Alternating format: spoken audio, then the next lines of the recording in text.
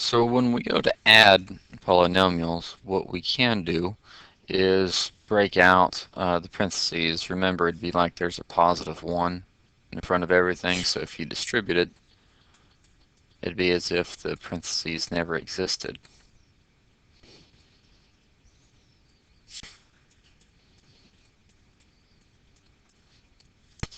And then because of that, you can just pair up your like terms.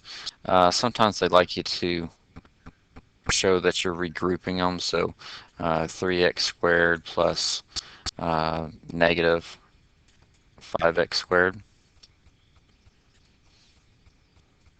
And we've got our constants right here, plus 3 plus 14.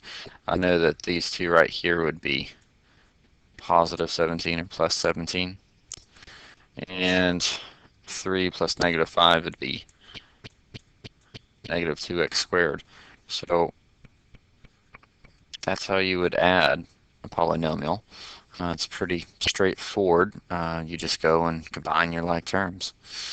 Sometimes it's not as straightforward though. At times they're mixed up and it's not written in standard polynomial form. Usually you start out with whatever term has the highest exponent and then you alphabetize from there, highest degree, and then alphabetize your variables and you just let it go.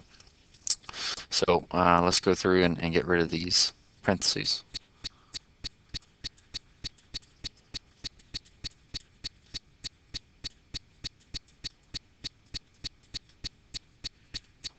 And let's go combine our like terms. Let's look for just x's. Here we go. So that would be 9x minus 3x. Let's do our squared x's. So minus or negative 2x squared plus 7x squared.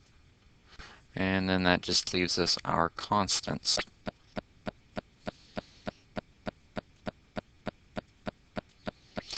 Go through and combine your like terms.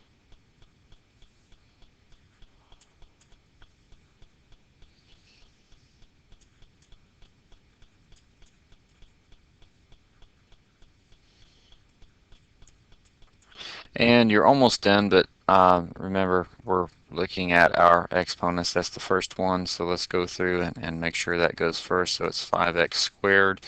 This is a positive 6x, so plus 6x, and our constants are always going to be last. So here we go. We've just added two polynomials, and we put it in standard polynomial form. If we subtract it, it's almost the exact same thing.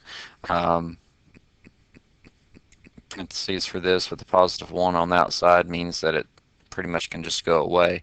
Remember that you've got a negative 1 on the outside of these parentheses, so distribute that, and that would be negative a squared plus 5. And now we can go through and just subtract or add however it shows up for us. 4a squared minus 1a squared is 3a squared.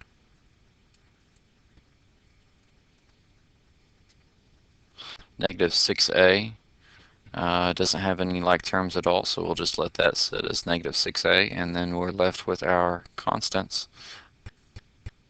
2 plus 5 is positive 7, and the only tricky part about that is just making sure that you distribute the negative 1, and that takes care of everything for you, and then you just combine like terms.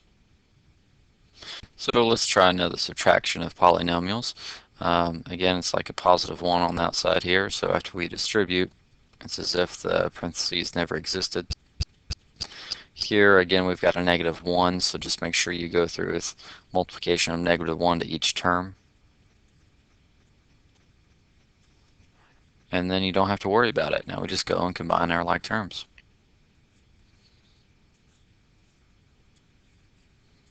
If you'd like to rewrite the terms where they're side by side so it's easier for you to see that, you can. If you can try to do it without rewriting, that can save you some time. So just make that decision about what's best for you. And then we still had So the regular b is down here. So there we go. And if you'll notice, again, it's in standard form, where we started out with our highest degree exponent, worked our way on down, and it is in alphabetical order. Multiplying it, sometimes that can be a little bit more tricky. So here we go. 2z plus 3 is the first polynomial, and it's multiplying a trinomial. 8z to the fourth plus 3z plus 7.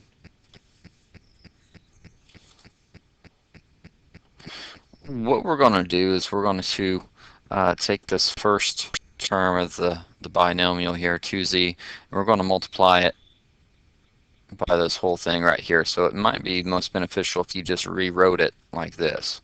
2z times 8z to the fourth plus 3z plus 7. And then understand that after we're done with that, we're going to come back through and multiply the whole thing by 3 and then combine like terms. So let's do this. 2z times 8z to the fourth is actually 16z to the fifth.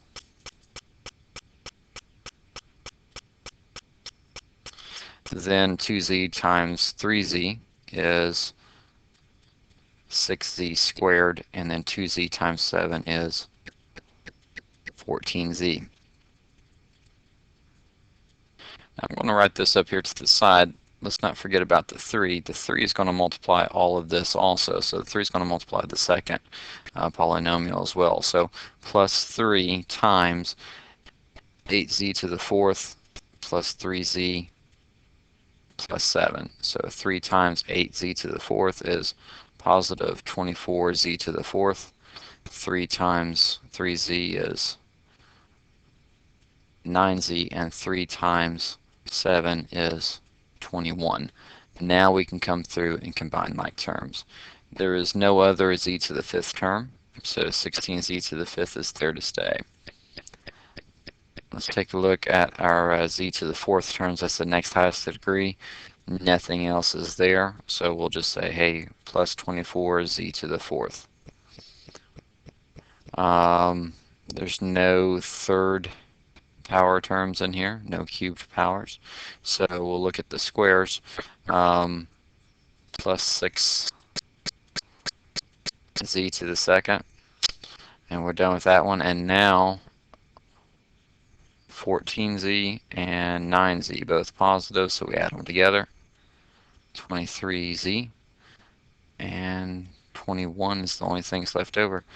There it is. It takes a little while, but the basic steps that you do is you take the smaller polynomial, basically, use the distributive power, take the second term of your smaller polynomial, distribute it with multiplication, and then we combine like terms, and we're done. We've just multiplied two polynomials. Then we can take a look at something else. Let's say we wanted to find the perimeter of a rectangle, and we didn't know the exact lengths of the sides, but we had algebraic expressions. Here's what we could do. We already understand that if the top of the rectangle is 3x plus 1, then the bottom would be 3x plus 1, 2. That would be its length, and the width would be 2x. If we added all of them together, 2x plus 3x plus 1 plus 2x plus 3x plus 1, if we simplified it, we'd actually have an expression representing our perimeter.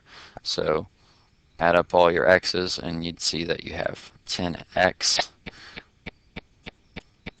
plus 2. So our perimeter, you could say, is 10x plus 2. And then if we knew what the perimeter was, we could fill in our value and then go solve for what x is, and then we could later come back and figure out the exact length and width of the rectangle. When we look at the idea of area, it's usually the base times height. Well, the base is 3x plus 1 because that's what the top of it is, and here's the height, 2x. So 3x plus 1